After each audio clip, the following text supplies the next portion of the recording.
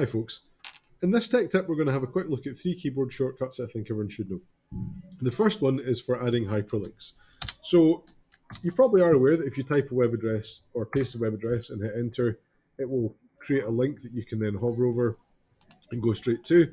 But if you want to actually embed that link into a specific word, such as here, you can use the shortcut Control K and then paste into there your web address, which you would just copy from the web address bar at the top here, of whatever the website you wanted to link to, and then hit enter. And now you'll find that your hyperlink is embedded into that word. And as I say, that will work in your emails, it'll work in Google Docs, it'll work in various other things.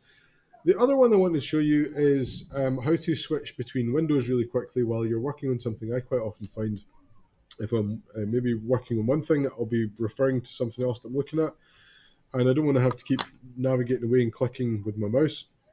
So if we have 2 separate windows, if I drag this tab away, I can use the shortcut Alt-Tab on my keyboard, and that brings up this pane here that allows me to see all the different things I have open.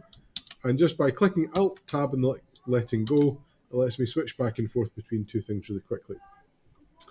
Now, another thing that I find really handy is quite often I'll accidentally close the wrong tab. So say, for example, I close this tab here. If I use the shortcut Shift-Control-T, that will reopen my most recently closed tabs in sequence. So even if I've closed 4 tabs down, if I do Shift-Control-T several times, it will go back in order of which one I closed most recently, and it will just reopen them for you.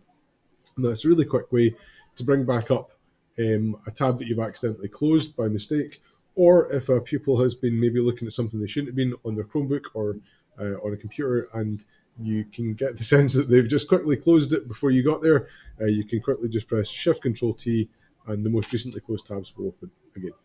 Hopefully you found that useful.